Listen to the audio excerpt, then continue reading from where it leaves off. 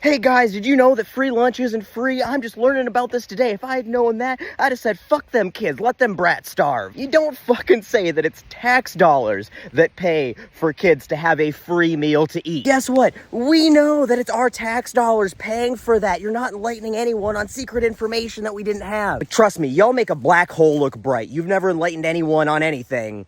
Ever. But us deciding that kids not starving is a good thing has apparently made our taxes unbearably high. You know, I think we should take a look at that and see just how badly we are being taxed to death simply so kids don't starve to death. But first, I'm gonna need you to be extra brave for me there, big guy, because to do that, I'm gonna have to do something that I know you find real scary. Math. So can you put on your big boy pants and be brave for me? Good, okay. Let's do this. Minnesota's free school breakfast and lunch program has gone over budget by about $81 million, costing us now $481 million. A lot of money, right? And there is about 3 million Minnesota residents that pay income tax in the state of Minnesota. So if you were to divide the free meal program equally over every single income tax paying Minnesotan, it would cost us a bankrupting $1.85 a day. Clearly, no kid's life is worth that. Maybe Minnesota could fix this imaginary budget problem by bringing back those commercials from the 90s. For just nickels a day, less than the price of a cup of coffee, you could feed Sven, this starving little Minnesota child. Alright,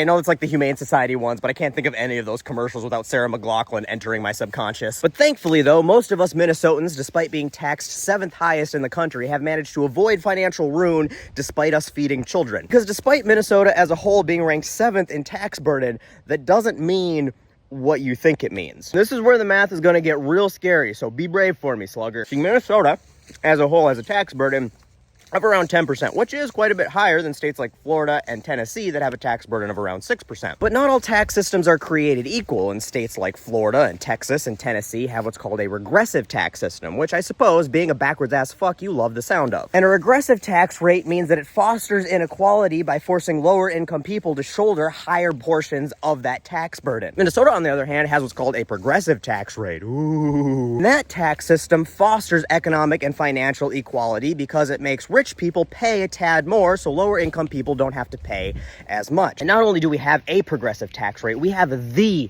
progressive tax rate. We've got the most progressive tax system in the entire country. And we are actually one of only 6 states in the whole goddamn country that has a tax system that fosters equality. This means that the majority of Minnesotans pay a marginal income tax rate of around 6.8%. Just like that, suddenly the tax burden for the majority of us Minnesota residents, not so bad. Our sales tax is basically the same as Texas, Florida, Tennessee, except we don't charge sales tax on food and clothing. On the other hand, most of those low tax burden states do. Our property taxes are around 1%, which is right in the middle of the country. It's 0.6% lower than Texas, about 0.2% higher than Florida. But because our property values are more reasonable, we pay the same or less dollar-wise. And once again, our property taxes also progressive. We have this thing called a homestead exemption that reduces the value of the house that you personally live in, and the lower the value of that property, the higher the exemption. So lower income people who live in lower value property get bigger homestead exemptions, and rich people living in big fancy expensive houses don't get that homestead exemption. The state also refunds all or a portion of your property tax depending on how much money you make as well. So a good portion of Minnesota homeowners pay little or no property taxes at all. Guess what that does for most of us? Yeah, it brings our tax burden down another smidge there. But hold up before you say it, because I know what you're gonna say. Those taxes on the rich people hurt the economy and they scare away the businesses and the job creators. I suppose that's why Minnesota has more Fortune 500 companies headquartered here per capita than any other state. I suppose that's why Minneapolis, despite being a post-apocalyptic wasteland that was apparently burned to the ground in 2020, is the best city in the country for recent college grads to get a job. And it's that way today, and it was that way over a decade ago when I graduated college. The biggest privately held company in the world is headquartered here in Minnesota, and our state GDP ranks 20th in the country, 17th per capita. Minnesota ranks like top 5 in basically every single advanced manufacturing industry in the country. We also rank top 10 in a bunch of other manufacturing industries. We're the biggest producers of like a dozen agricultural products. And we have a thriving mining industry. In fact, 85% of all iron ore mined in this country is mined right here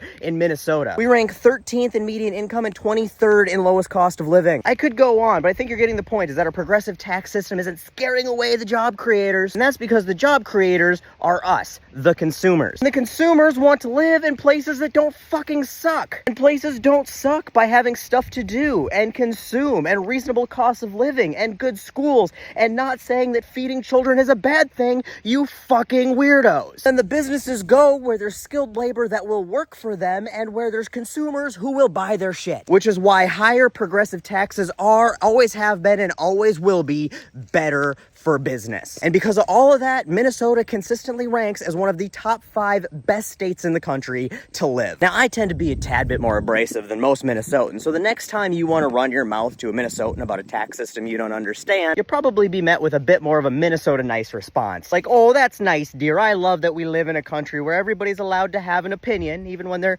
incredibly wrong. It's what makes this country great, don't you know? But you ever get so bold to suggest that feeding kids is a bad thing again, and even the most don't you know Minnesotan will tell you, you can shut your mouth when you talk to us there, pork chop. Because for cripe's sake there, we don't have time to be Minnesota nice to somebody who's so pathetic they think kids should go hungry. Well, everybody may be entitled to their opinions. You are not fucking entitled to have an opinion about us spending our tax dollars to feed children when our tax dollars pay your state's goddamn welfare checks. Okay, good talk. Say hi to your mom and them for all of us and tell her we're all real sorry she raised such a douchebag.